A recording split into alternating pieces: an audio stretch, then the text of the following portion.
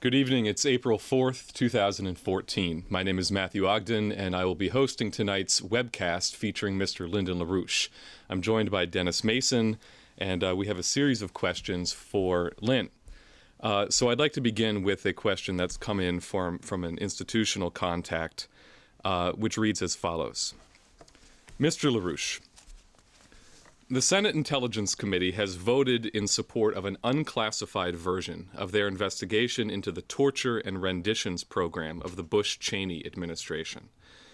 All of the Democrats on the committee voted for its release, despite the fact that President Obama has been blocking the disclosure of 9,000 White House documents on the program as part of his full embrace of the Cheney unitary executive. Now, with the committee vote, the president must decide on whether to release the full 400-page unclassified report or to redact it. This also comes in the context of an intensified campaign, which you have helped lead, for the release of the 28 pages of the joint congressional inquiry into the 9/11 attacks.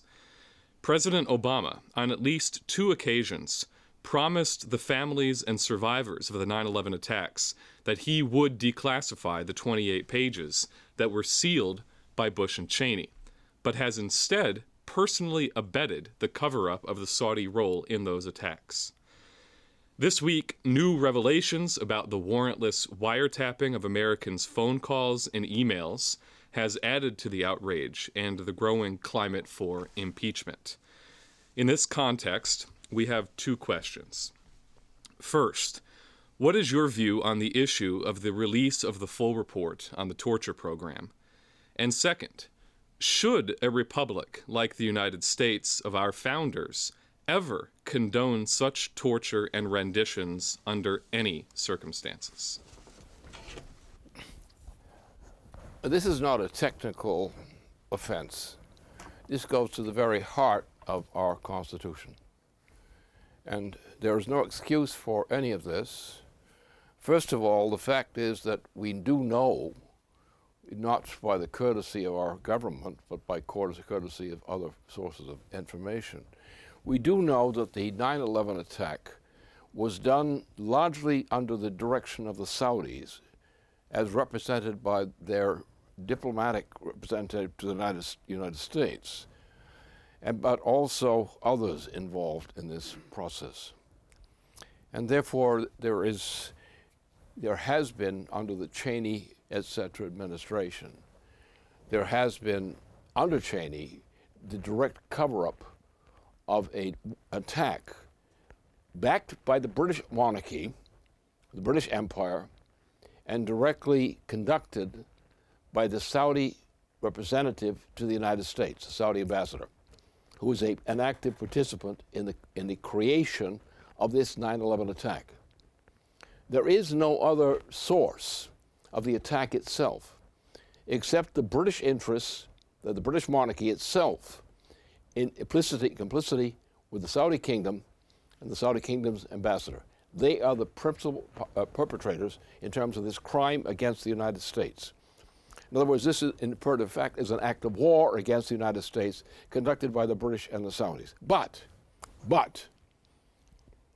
Dick Cheney was on board. He was on board all the way through. There was this pathetic picture of Junior Bush, this little weakling, never really had all his marbles put together again. He was the so-called president. And that's why they had this crazy designation about a unitary executive, because they had to put the monkey on together with the chief act. So the monkey, who was the little president, was actually being run by the gorilla, who was the vice president, and very skilled at vice. So what's happened is the Cheney administration, which has committed these crimes, was a Republican administration. It was replaced by a Democratic administration, which had all the attributes of the Republican administration, and more to boot. The current president is nothing but a stooge for the British monarchy. For example, take all the things that are currently happening, which are all pertinent to this question and what it involves. The fact is that the British monarchy was behind 9/11. It was funded largely by the British. It was done by a special operation which they were doing offshore, where they raised a tremendous amount of funds surreptitiously. And these funds were then used in part to fund the 9/11 operation.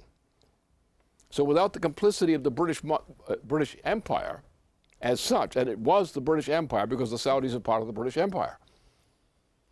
So the British Empire ran this attack on the United States. And you had some people, Bush, he's a stupid little jerk. He never had all his marbles put back together again. They couldn't find the marbles and they couldn't find his brain. It was a toss-up between the two which was missing. But in any case, so what we have had is the Obama administration was a setup arranged by British Empire-directed drug trafficking into the United States and into Mexico and other places. That's how Obama got elected, with British drug funding. And everybody should know that. There's no doubt about it. The traffic over the border, over the Texas border, into Mexico in that period, which was key in getting him in a position to be elected. Without that, he couldn't have been elected.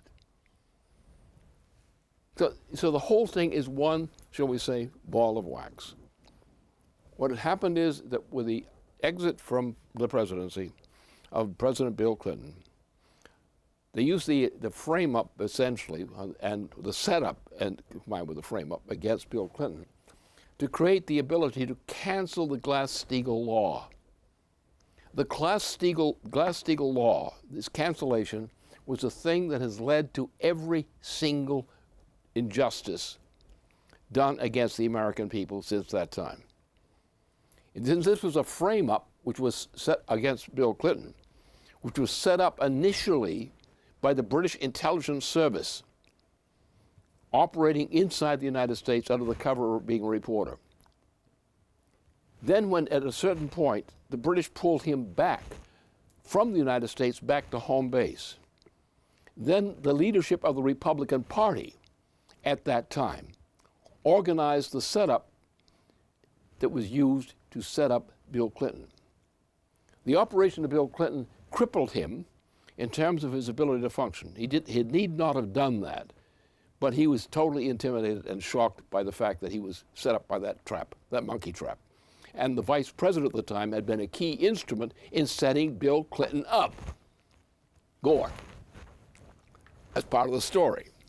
So what happened is we lost the continuity of an elective presidential system by this operation against Bill Clinton, who was successfully elected for 2 terms, because of the Bush family representative, George H.W. Bush, flubbed it so much that they practically threw him out of office at the end of his first term of office.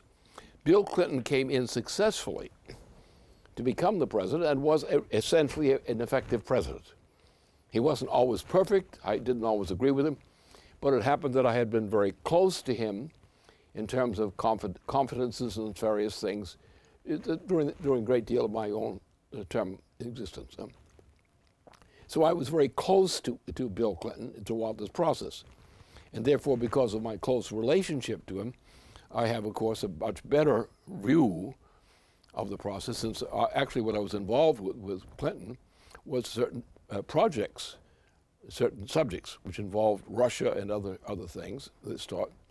And my opinion was part of the injection of information into that presidency. I was actually induced him at a certain point to make a decision, a very crucial decision, which was correct.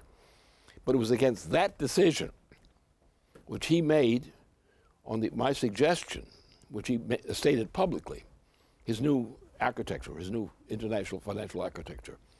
And that was my proposal. And he adopted it and gave it that name. That's when they went after him. What they did is framed him up in such a way, humiliated him, and then they brought in a clown as president, a foolish, stupid little clown. And they brought in Dick Cheney, who was managing the monkey. And that's what happened. So since that time, because of the Glass-Steagall cancellation. The greatest swindle against the United States which had ever occurred was conducted under Dick Cheney. I call him Dirty Dick Cheney, which I think is the best appellation. And under this clown who's nothing but a British stooge, brought into the presidency on the basis of drug money, steered into the United States by the British Queen, who says she doesn't push drugs. She does nothing but push drugs. Sometimes they come with heads on them. So that's what this is all about.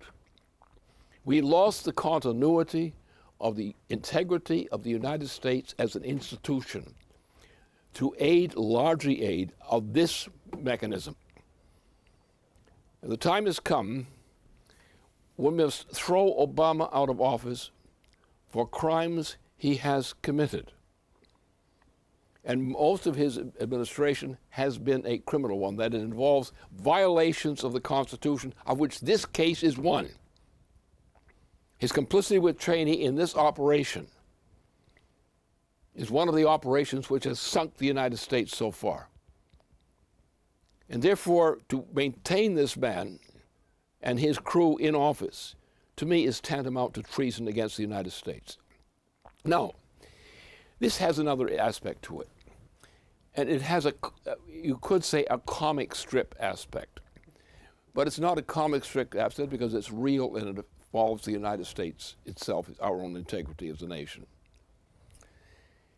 And that is, if we do not throw Obama out of office, first of all, we are already on the road to a thermonuclear war on a global scale. You see, recently this has gone beyond this faking up of an operation against Russia. It has now gone to an open attack on China, and there will be others. There are also major attacks of this type being planned for the Eurasian region. We're on the verge, actually, of a thermonuclear war. If you read everything that we know, there are people inside our government, inside institutions of government, who are blocking the ability of Barack Obama to launch a thermonuclear war. He's doing everything possible, step by step, to taunt Russia and now China into a circumstance for thermonuclear war. So anybody who is defending Obama, and the number of defendants is shrinking rapidly, is you have many people from the Democratic Party are leaving the Democratic Party to support the Republican Party. Why? Because they can't stand the odor of the current president. If you were to throw Obama out of office now, impeach him, you would finally have an influx of Democrats coming back into the fold, and you would have an assured replacement of Obama by a Democratic team, elected team, which would go into a second term to complete his term and the next one. That would be the means to save our United States. The evidence and facts exist that could work. If you throw Obama out of office for cause, and the causes are clearly here and exist, he's thrown out of office by people with the guts to do so. And you recognize what kind of leadership we need. We can't have the Republican leadership, not because the Republican Party is not qualified to run for control of office, but because they're being crazy. And they're insane right now. Their policies are clinically insane. You know the famous story from his politics are insane. And the Republican politics are clinically insane at this time. They're talking about waiting until the next election. We're now faced with the threat of thermonuclear war now. We're already in a general financial breakdown of the United States economy now, and they're talking about doing nothing until the next election, and they're trying to bring another Bush into the presidency.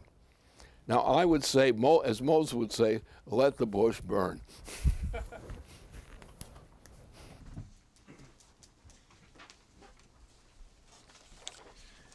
Okay. Well, our next question comes in from a former Democratic Party official in Texas who is closely following Keisha's campaign and has defended her in the past. And they ask, Mr. LaRouche, up until recently, I was skeptical of the talk from some that President Obama's foreign policy has been a continuation of former Vice President Cheney's policy, due to his reliance on former Cheney crony John Brennan, who is now the CIA director. I had attributed many of the bad policies to the fact that so many hardcore neocons are still holding positions of influence, such as Victoria Nuland.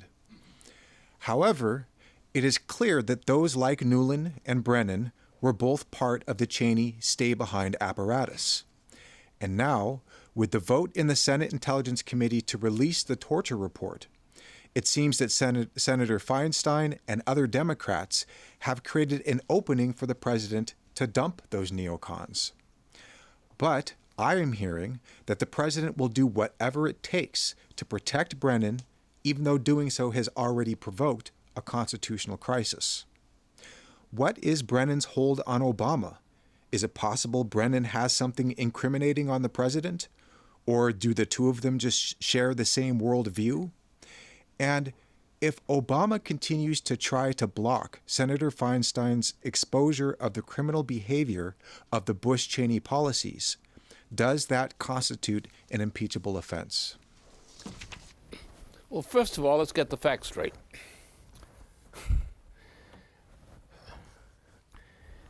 The fact of the matter is that since the assassination of John F. Kennedy, there has never been a secure representation of the interests of the United States from the presidency of the United States.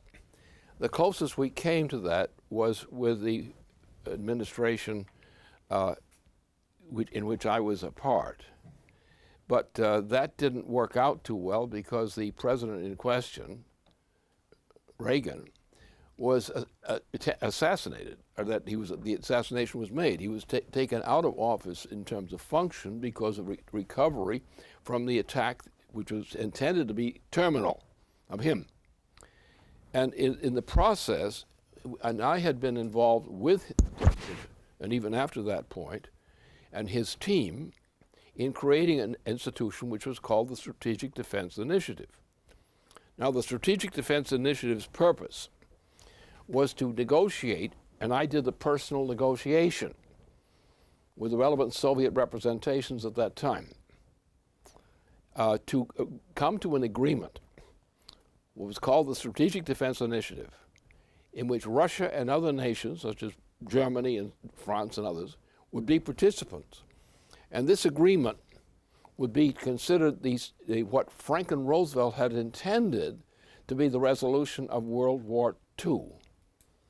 However, what happened, of course, was that this didn't happen, and the Cheney types, but this time Bush people, the Bush League inside that office, that holding of that office, that actually screwed everything up. So that became part of the operation. And for example, what happened is the Soviet system collapsed because they brought in a British agent, who took over the key position, and the Soviet Union rejected the agreement it had made through me. It was done by a British agent who was actually a Soviet agent also, but he was a double agent, one of these British Soviet types of agents. So this led to a crisis, and I said, well, 5 years, the Soviet system is going to break out as a result of this. And it did in exactly 5 years. And so this led, as a result, to a whole series of events which we are now feeling.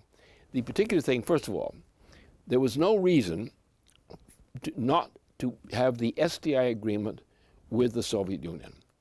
This had been consistent with the intention of Franklin Roosevelt in his negotiation with the Soviet leadership while he was still alive. So what happened is the British interests reversed that and went to a point of conflict. And the British interests actually launched a attempt at nuclear war, but also thermonuclear war under the British control. So this created a new situation which resulted in an economic and otherwise political crisis throughout the planet, which was totally needless. If we had gotten through the SDI, as I had been actually supported by the administration of, actually the intelligence services of the administration of Reagan, even before he was president. And we had created this operation, and I had been assigned to design it. So I had designed it, and I had conducted the negotiation directly with the Soviet representatives, because the key to this was getting the Soviet Union to agree to the SDI. And they did agree to it.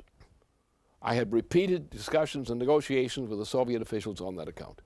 And that was also done back in Russia, back in Moscow. But this thing got totally fouled up by the British intervention.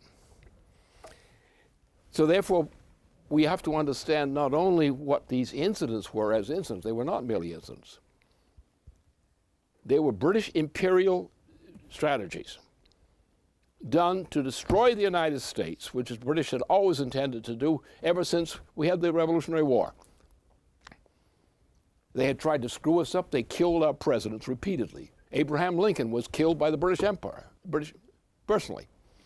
Other people were killed. Our best presidents were often killed by the British agents, like Aaron Burr, who was a British agent who assassinated a great figure of ours, Alexander Hamilton. So we have been in a permanent war against our enemy, the greatest of all our enemies of the United States has always been the British Empire, the Queen of England. The Queen of the Empire, the British Empire, is the enemy of the United States, a perpetual enemy of the United States. So when you start to talk about this stuff, don't talk about this guy and this guy doing this and this other guy doing this. Forget it. We're dealing with an empire. Look at the map. Look at how many territories, A, B, and C. The British Empire itself, the core of it, actually British. Then go to a secondary layer of also a semi-British, actually a part of the British Empire, but a different category. It's a subcategory. Then a third category, which is not actually formally a part of the British Empire, but in point of fact is. It's totally controlled by the British Empire. So we have the largest empire on this planet, which is now controlling our presidents. This is what they did to Ronald Reagan, what they did to Bill Clinton, what they did to others. An enemy of the United States. And the control of the presidency of the United States under the Republican administration of Dick Cheney and under Obama, a British agent, is the essence of the problems before us now. Don't talk about these guys might be complicit. They might be complicit. They are the authors of the problem. Cheney is nothing but an agent of this interest. Obama is nothing but an agent of this interest. He's not an independent character. He's a slug crawling up and down the walls of the premises in the White House. He's nothing. There's nothing there. There's no substance there. There's a creature, a puppet called Obama, run by the Queen of the Empire, of the British Empire. And when Americans wake up to face these realities, which from an early time in history, including the period of our own struggle for our independence of the United States, we had clearly understood these matters. But what we got a bunch of prostitutes, usually of the Wall Street money. And remember, New Amsterdam was the Dutch center of the planting of the British intelligence financial interests in the New York City area. And so therefore we've had a set of inside agents inside our government ever since. They have been complicit in assassinations against our presidents. If If you go through the list of our presidents who are really patriots, who are really heroes, like Abraham Lincoln or Alexander Hamilton, and a number of others, they were all assassinated by British agents. The most important figures, in large degree, of our presidency were assassinated by British interests. What happens is, the propaganda is, no, the British are our closest allies, our closest friends. We owe it much to them. We cause them to suffer by losing control over us. This is the fact of the matter. And every good patriotic American who's well informed knows that. Now, we've got a British Empire is out there right now. What do you think is going on in Europe? What do you think is the threat to China now? What do you think is happening against Russia now? Where's it all coming from? It is coming from the British Empire. And what is Cheney and what is also this present president, Obama? They're nothing but stooges for the British Empire. And every American with a real brain and a gut to match knows it. But what we have is a bunch of cowards. Americans who are just plain cowards, politically cowards. It's not that they're bad. They often have very good ideas. They have good impulses. But they're intimidated. They think, what can we do about it? We can't do anything about that. I got problems at home. Don't bother me with this stuff. So you have right now you have an exit of former Democratic voters to the Republican Party. Now, this is really a farce, because the Republican Party is planning to run an election campaign for another Bush in the next election. In the meantime, we're on the verge of a thermonuclear war under this president and this queen, and it's coming on fast. And therefore, and what's happened is the Democrats, who are disgusted with the Democratic Party as such, because they know that the Democratic Party is controlled by not only Cheney, who's still in there, but also Obama.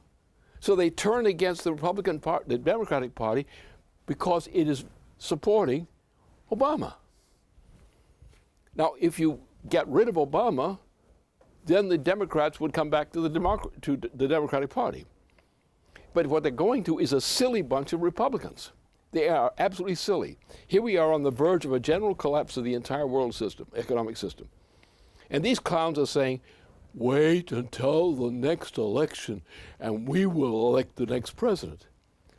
They are intimidating and driving honest Democrats into the role of into the clutches of the Republican Party. And that's what's happening. My view is if our Democrats, that is real Democrats, would stop and think for at least one brief, inspiring moment that maybe this whole thing is not a good idea, that maybe the Democrats ought to throw Obama out of office and get a new president, and maybe these problems could be cured. This is a matter of, that makes sense. Waiting until the next election, when there is not going to be another election, and you got a bunch of Democrats joining support of the Republican Party for the hope of winning an election against the wrong candidate at a time and when already the United States will be finished by this operation. How silly can our people get? So what it takes is people who stand up, as I have to stand up often, and tell the truth, and hope that some people have the brains and guts to see it and to tell it.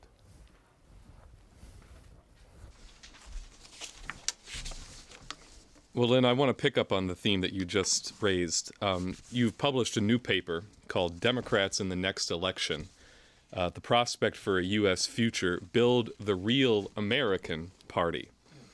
And you make the point that you just made, that there would be no prospect for survival of the United States other than the Democratic Party making the decision to impeach Obama, redeeming itself, and preventing the Republican Party from exploiting the widespread popular hatred of Obama as their electoral strategy.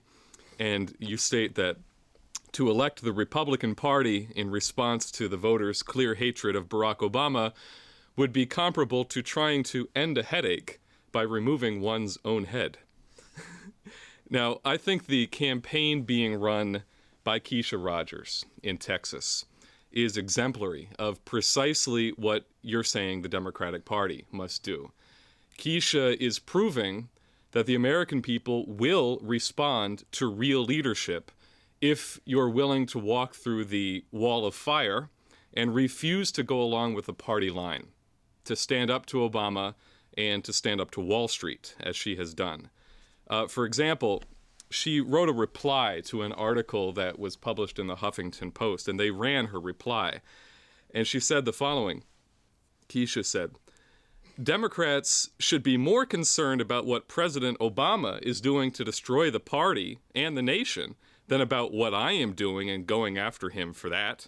When a senior Democratic Senator, Dianne Feinstein, goes after Obama on the floor of the Senate for interfering with her committee's investigation of Dick Cheney's torture program, one has to wonder, who or what is Obama really supporting?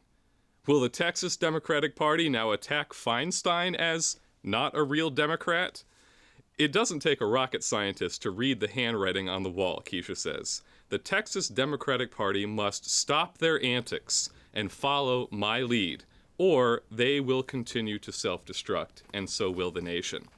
Now, one thing you stressed in this new paper you've written is the fact is that the problem is that our citizens have been turned into sheep, and that they no longer have a sense of their own self-interest, and therefore they refuse to fight.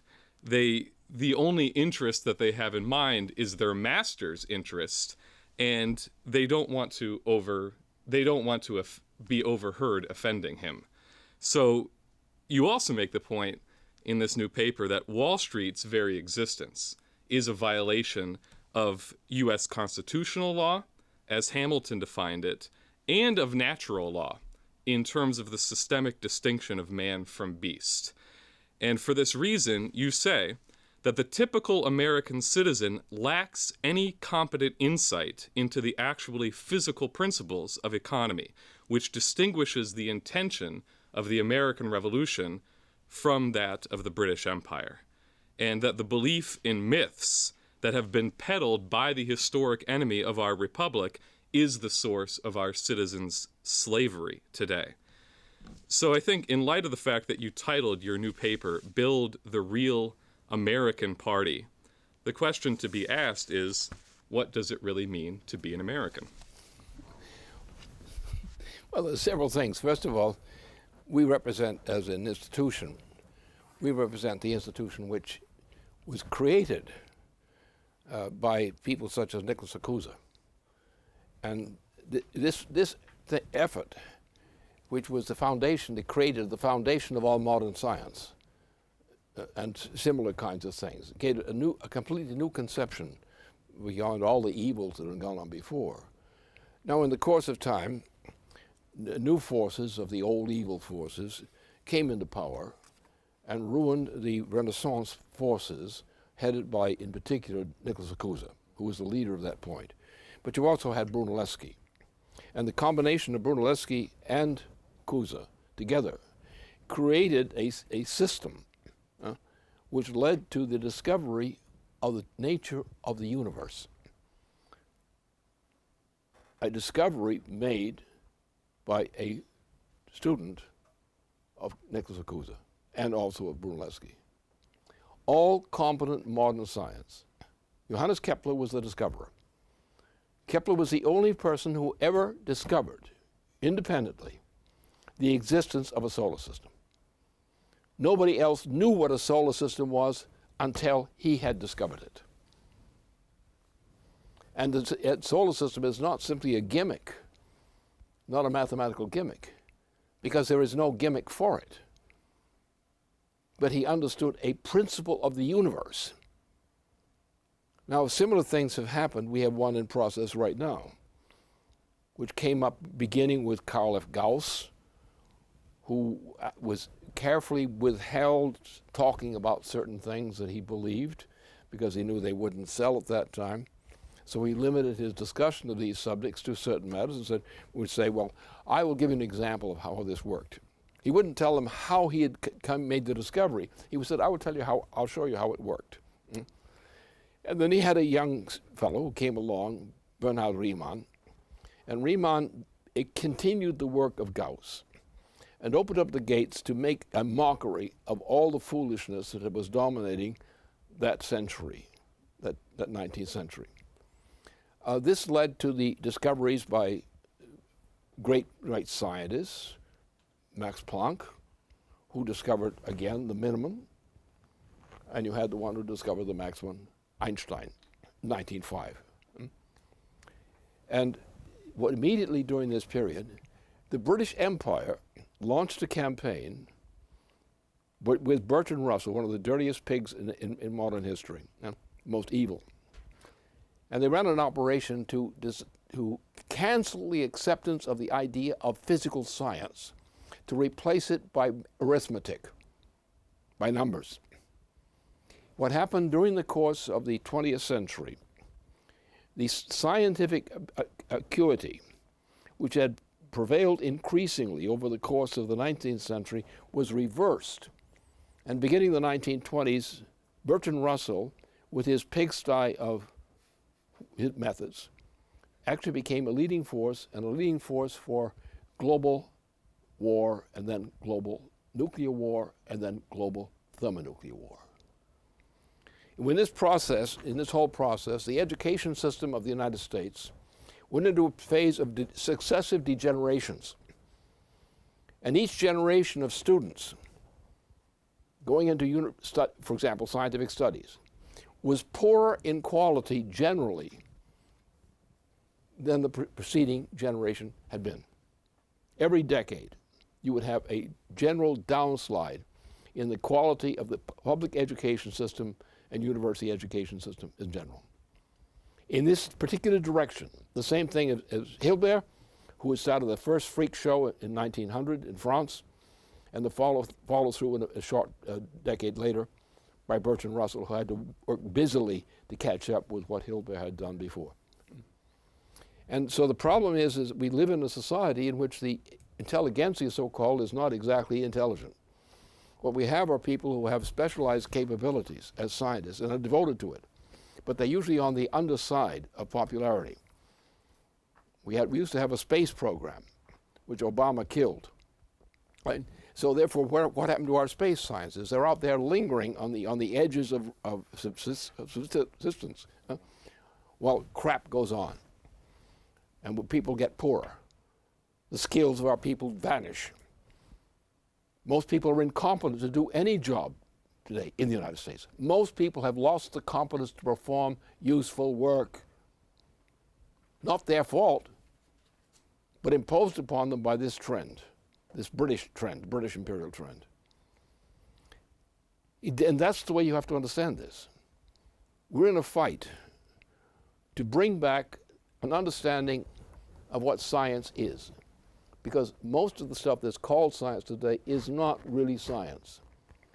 It's a package which you can buy or sell or discard.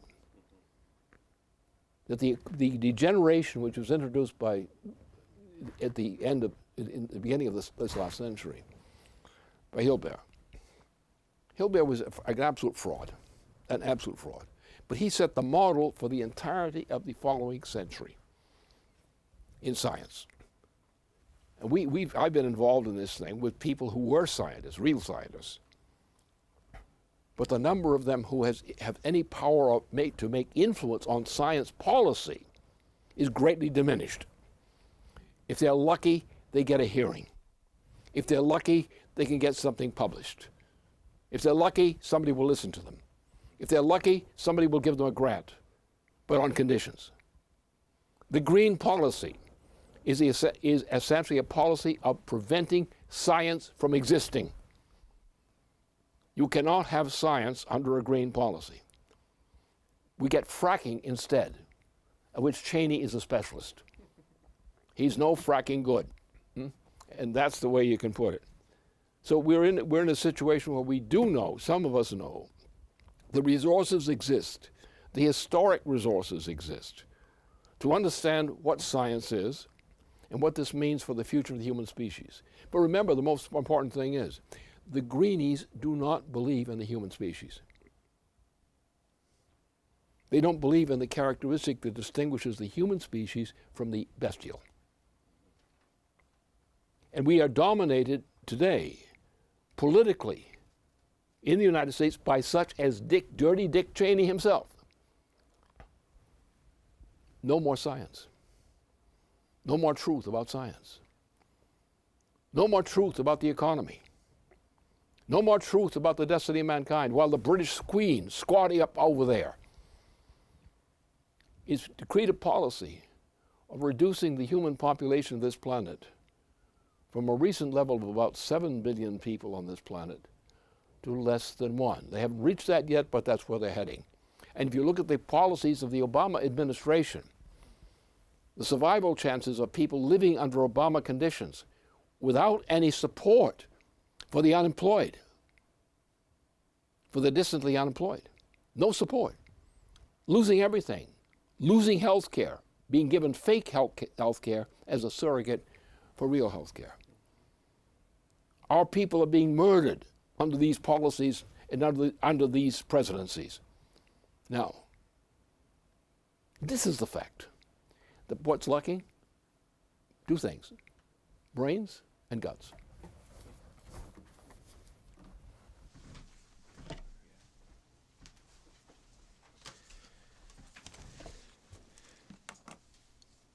So we've kind of covered the British attack on the United States in terms of strategy and statecraft politics, and here the attack on science. There's another thread which I want to pick up with this question, which is financially, particularly bail-in.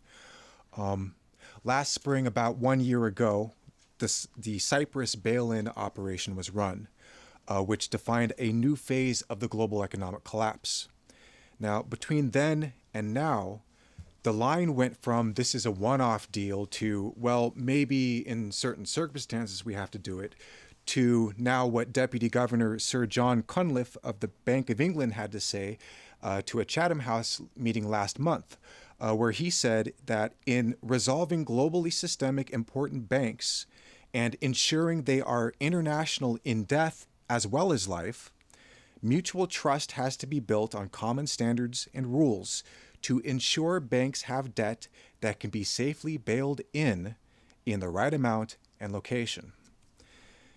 Now, during this Friday broadcast on February 15th of last year, a couple of weeks before what happened in Cyprus, you had warned of this intent. You said that the intent was to dump the existing financial system itself, ignore the system they canceled, and put in their own system, which would mean the vast amount of debt, which is represented by the monetarist operation, would be canceled. In its place, you said, they would have a new system of finances which ignores entirely all the obligations associated with the old, which would mean that most of the people of the world would be starving to death quickly. And then you went on. You said the amount of debt outstanding on account of this bailout system, a monetarist system, a financial easing, a monetary easing, it has to be canceled. So there will be no such money available. There will be no reserves. What will happen, an international cabal will create a new system of money which will be much smaller, much more feasibly handled than the present one. Now again, this was a few weeks before what became known as the Cyprus bail-in. Now, Lynn, in discussions with associates last night, you said that the bail-in operation has only weeks, and that the British are thinking that with the pressure on, if the rest of the world goes down, they won't get hit by the bail-in. There will be nobody around which they'll have to pay off, which I think gets at the point of the timeliness of the thing. It's moving much quicker than people think. and also the drive for war. Could you elaborate on that? Well, this is why the war scheme is now. I mean, the wars usually, people think of gradual processes, they think in terms of trends as such. But most history has nothing to do with trends as such. The sudden fall of great empires, for example, is not a result of a trend. It's a result of something, is a self-destruction built into a system under certain matured conditions, from which it can go from great might to complete turbulence and collapse in a very short period of time. Now, money itself is an evil. Money is not only the root of evil, money is intrinsically an evil when it is made independent. Now, just take what is our constitutional policy, which was set by Alexander Hamilton, who was the Treasury Secretary of the United States, and in 4 measures which he presented, defined the possibility of maintaining an economy of the United States. Without those 4 measures by him, the United States would not have survived the original first term of office of President George Washington, because the international debts of the United States, if not orderly reconstructed, would have prevented the United States from continuing to meet its foreign obligations, and thus would mean the disintegration of the United States in front of the British Empire. So Hamilton saved the United States by a scientific insight into the worthlessness of money intrinsically, that money has no intrinsic value and never did. Now, Hamilton, however, made a compromise. The compromise was of the following nature: that at the end of the conclusion of the hostilities, in which the British Empire had caved in on continuing the war because it had been defeated on the field of battle, that the question was, how would the debts, the foreign debts of the governments which had supported the financing of the revolution, how would those debts be treated? That was the famous problem. And Hamilton defined the solution to that problem. That's why we still have a United States at all today, because of Hamilton. Now, what he did is he divided everything and said, money as such has intrinsically no value. What has value? Well, some people would say labor. The Marxists would say labor. But the Marxists didn't know anything about science, so therefore they had made a lot of big mistakes. It doesn't work that way. What happened is if you have a society which, like the American society, say in New England, when we still had the Massachusetts Bay Colony structure, you had a system. And this system of the Massachusetts Bay Colony was the foundation for the design of the United States as an entity. The point was that if you increase, and the founding of Harvard University was integral part of this process. And we had the Winthrops and so forth, and they did their job. So what they did is they built up the fastest growing productive enterprise on the planet at that time. Built up with a limited number of people, the Massachusetts Bay Colony, the Winthrops and Maccas. So this is what worked. This succeeded beyond anything that was ever done on the continent of Europe at that time. The rate of progress. The Saugus Iron Works, for example, is an example of this. The ability to build a small country, a very small country, with a very small population still in the New England area, was typical of this achievement. And there was an understanding of a principle which Europe never has yet, to the present day, understood. No nation of Europe has ever understood the genius of the Massachusetts Bay Colony. Now, Benjamin Franklin understood that. And after the crushing of the colony by the Dutch, and it's the Dutch that really created the British Empire, just like most of the problems of New York City come from New Amsterdam, which was an instrument of the Dutch, the same Dutch who massacred a lot of people, on the Irish, for example, and did similar crimes. And that became known as the British Empire. I don't know what kind of a joke that was, but this was not. It was the Dutch Empire was actually calling itself the British Empire. And that joke has been going on for some time ever since. So if we reached a certain point in this, and we had to have a solution. At the point we would form the presidency of the United States and established it securely as such.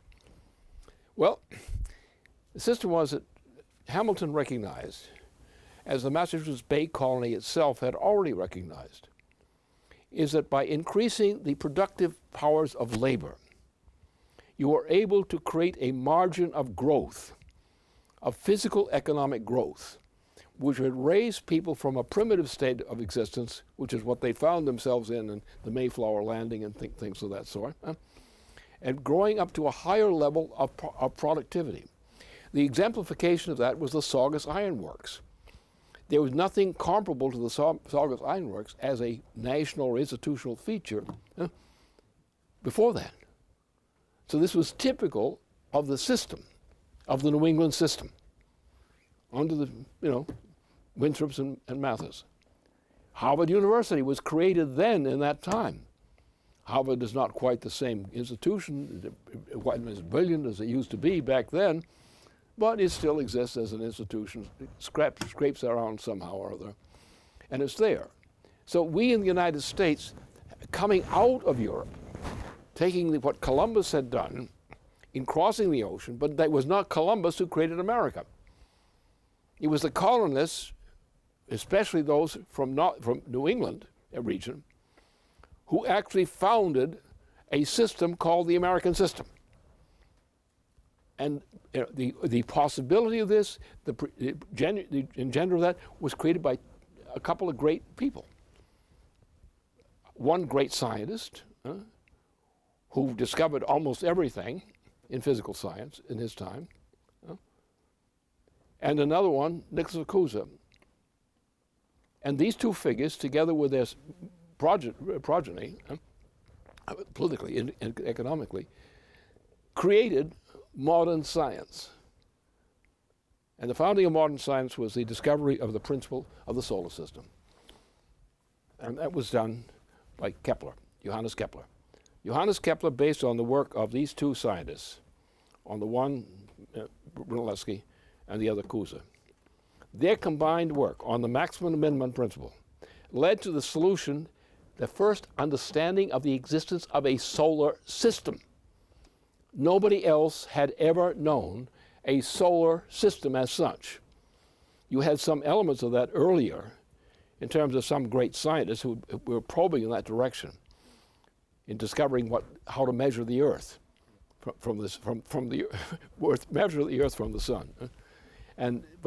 But that was the approximation. So this was what made possible this idea, this conception, this view of science, the view of the mission of science to perform for mankind in the future. It was absolutely unique, and it came in as an American institution, and it was enhanced by people like Benjamin Franklin. Benjamin Franklin created the coal and steel industry, or iron industry, of Britain. He did it. It wasn't the British who did it. He did it. And so you had this kind of genius of Benjamin Franklin, who continued the legacy of the Winthrops and Mathis for a development of a new nation inside the territory of what we call today the United States.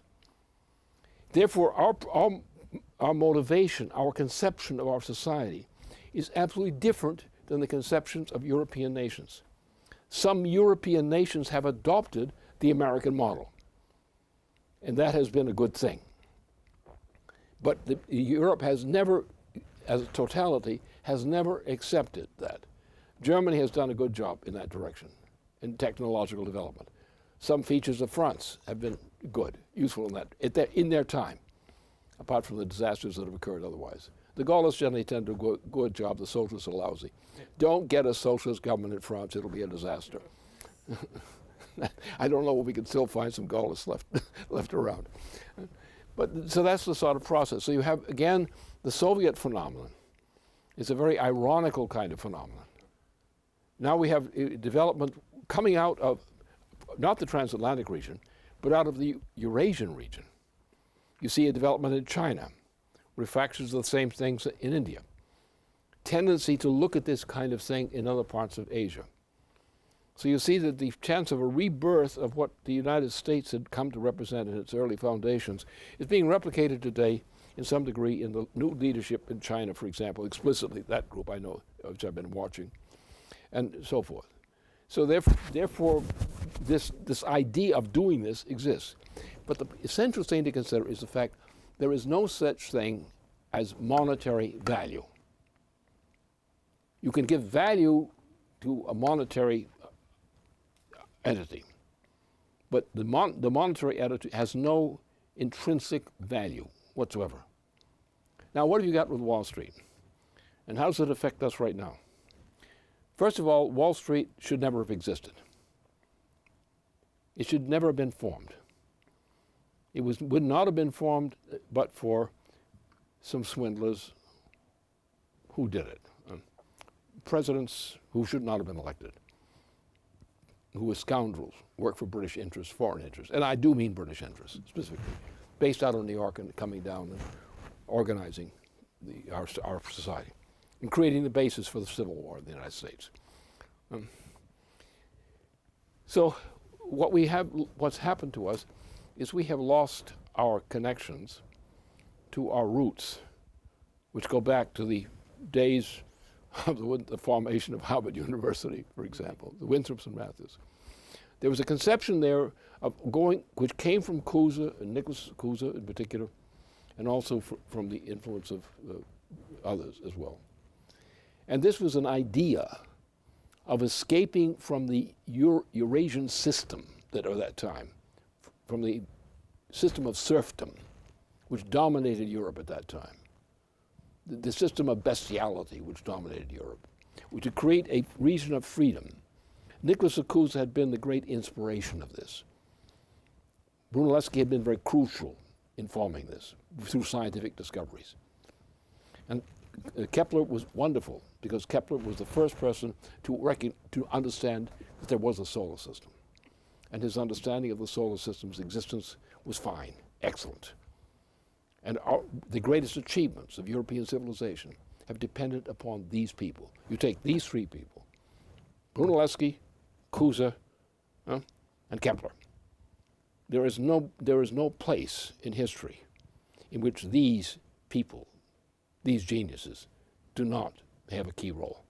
All right, so we Hamilton and company represented those Americans who had this insight into how to make the future, not on the basis of money. The idea of a currency, yes, but as money as an intrinsic value, no. The assumption is that in a society in which creativity is occurring, that the productive powers of labor are inherently increasing through the intellectual development of the people of that society, and through the development of means by which they can exploit nature to the future advantage of the human species. That means that the policy of Hamilton in particular, and the basis of his whole conception, is that you must have an increase in average productivity per capita throughout the entire productive process. In agriculture, in industry, and in development of the basic infrastructure as such, of the economy, the development of the mind of the people, the educational process. So that you have to, every time you make a turn, mankind must make an advance in technology and achievement. That's the American system. Now, since the assassination of John F. Kennedy, there has been not one penny of net increase in the productive output of the United States per capita. None. Absolutely none. In fact, the direction has been downward, especially under Cheney and Obama. So the idea of money as such as having a value is a great fraud. Money has no intrinsic value. Rather, the principle is, as of Hamilton, is that production must increase the productivity of labor. which means that people are going to higher skill levels, to greater technologies, to these kinds of advances. In the same way as the history of mankind is distinguished from the animals, mankind is a creative species which has risen. Mankind was the first one to cook its own food. No beast ever cooked its own food. Only the human being cooks its own food. And mankind used fire as for cooking our food in order to increase the power of fire at the disposal of mankind, to increase what we call the energy flux density per capita, per person and per unit of territory of the members of the human species. So it is the noetic principle of humanity, which is absent generally. I mean, animal species do evolve. They have evolved. But this kind of evolution is different than the human evolution. The human evolution is the willing, intelligible increase of the productive powers of existence of a species. And it's not just of labor, it's of a species. To rise to a higher level of existence of the human species than ever before, which means that we are going into space. I don't recommend trying to take up residence there. That's not a good idea. But to take our machines and the power that we can put into space and put it to work for us in nearby parts of the solar system, that we can do, that we must do. And that will mean that we are going to ever higher energy flux densities and power. We're going to increase the power of mankind per capita beyond anyone's dreams ever before. That is available to us through thermonuclear fusion, the enhancement of thermonuclear fusion with helium-3, things of that sort. We are going to do things, and must do those things, which take mankind's power in the solar system beyond mankind's occupation of Earth as such. We shall reach out and change conditions on the moon. We shall reach out and deal with Mars. We shall reach out and control these things that are floating out there that we are afraid of. We're going to bring them under control. We're going to create an environment around mankind in the nearby Earth parts at first, and going to reach further to Mars and beyond to take control of this part of the universe. This part, it's a mere part, a tiny smidgen in terms of the solar system, and almost a mere speck in terms of the galaxy. But that's what mankind can do. That is what mankind must do. And the principle of Alexander Hamilton, an economy, is an expression of that same principle, which we must regard as our sacred obligation for present and future humanity right now. And we need to get rid of Wall Street and everything that smells or looks like it, once and for all. We're going back to productive existence. We're going back to mankind as the genius of creativity who creates new states of existence for mankind, in mankind's power, and for the good that mankind must do to enhance the parts of the solar system with which we are associated.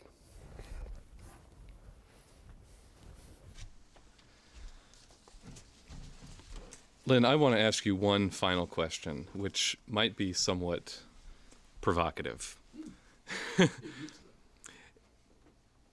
As people know, today marks the anniversary of the assassination of Martin Luther King on April 4th, 1968. And obviously the collective trauma among the American people of first the murder of President Kennedy, and then the killings of Dr. King and Robert Kennedy in close succession still acts as a source of cowardice and fear, especially among those Americans who were young adults at that time. You recently wrote a paper titled The Wicked Witches of Obama. And in the first section, which you titled The Issue is That of Immortality, you quote Shakespeare, saying, "Thus conscience doth make cowards of us all, and thus The native hue of resolution is sicklied over by the pale cast of thought, and enterprises of great pith and moment with this regard, their currents turn awry and lose the name of action. Many people are familiar with Martin Luther King's last speech, which he delivered in Memphis the night before he was killed, his so-called mountaintop speech. But I think equally important was a speech that he delivered a few months earlier, in November of 1967, in Atlanta, in which he demonstrated that he, for one, contrary even to others who worked very closely with him, he did not suffer the Hamlet problem. And I'd like to read a short excerpt. Martin Luther King said this: "You may be 38 years old, as I happen to be, and one day some great opportunity stands before you and calls you to stand up for some great principle, some great issue, some great cause. And you refuse to do it because you're afraid. You refuse to do it because you want to live longer. You're afraid because you will lose your job, or you are afraid that you will be criticized and will lose your popularity, or you are afraid that somebody will stab you or shoot you or bomb your house, and so you refuse to take that stand. Well, you may go on and live until you are 90, but you will be just as dead at 38 as you would be at 90. And the cessation of breathing in your life is but the belated announcement of an earlier death of the spirit. You died when you refused to stand up for right. You died when you refused to stand up for truth. You died when you refused to stand up for justice." So, Lynn, you've emphasized that the real sickness that breeds intellectual smallness and fear is the belief in sense perception as the standard for truth.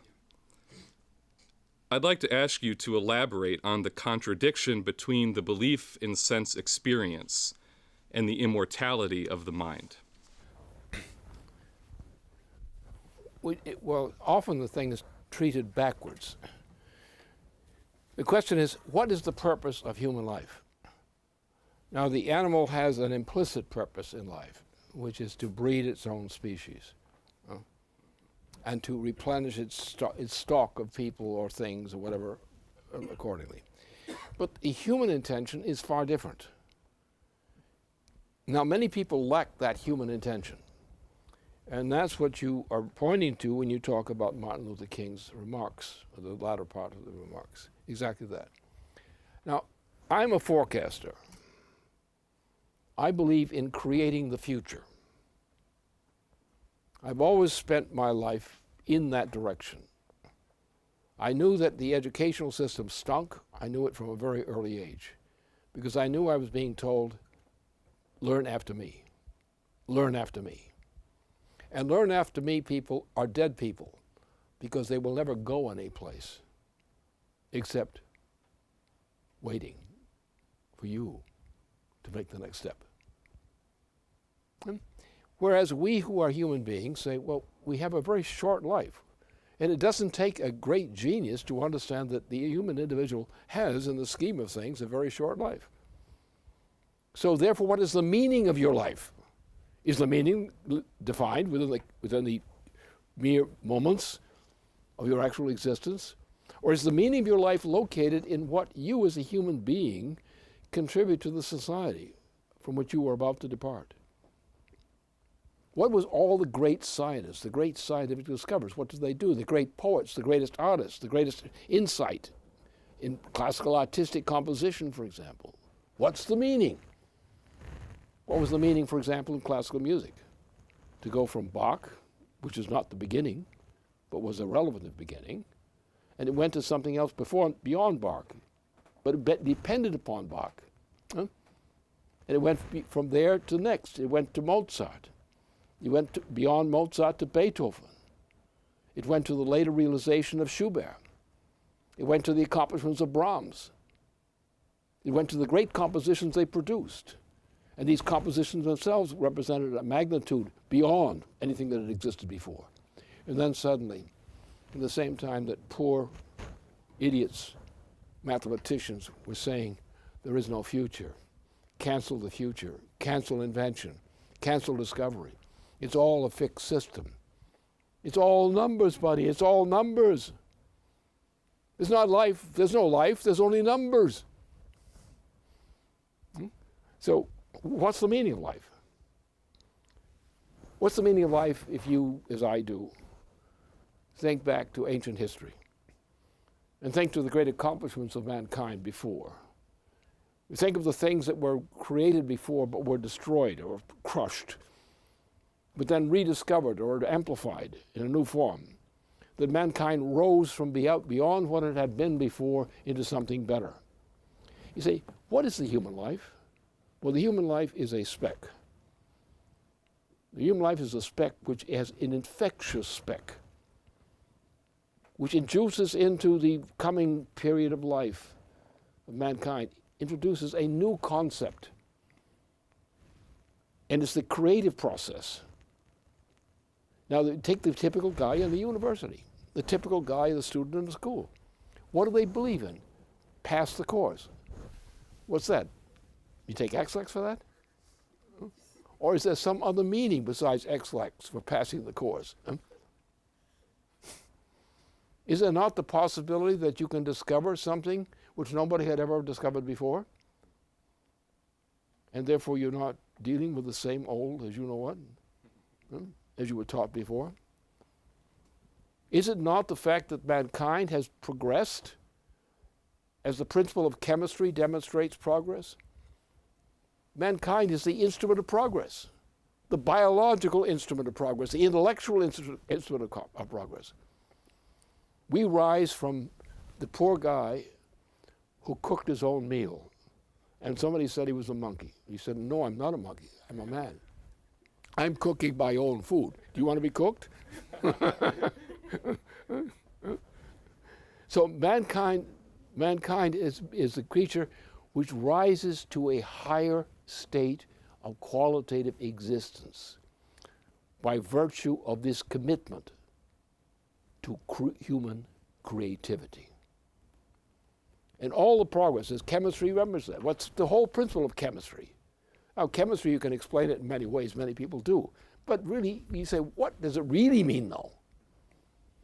It means that the power of mankind to utter and recognize states of nature which have not been previously known to exist, and introducing those new states of nature into creating a higher energy flux density. The perennial fire, the power of fire, to go to ever higher energy flux densities, and to do things on those levels which have never been done before. And that's what you think when you think about Max Planck. You think about the mission of of many great scientists. It's Bernard Riemann. Riemann was a torchbearer. He carried the torch from Gauss to the great scientists who followed him. Without that connection, it wouldn't have happened. So what's the meaning of life? The meaning of life is to foresee what the future can bring, and to make sure you educate and train people who will light the fire which you have sparked. And that's the meaning of human life.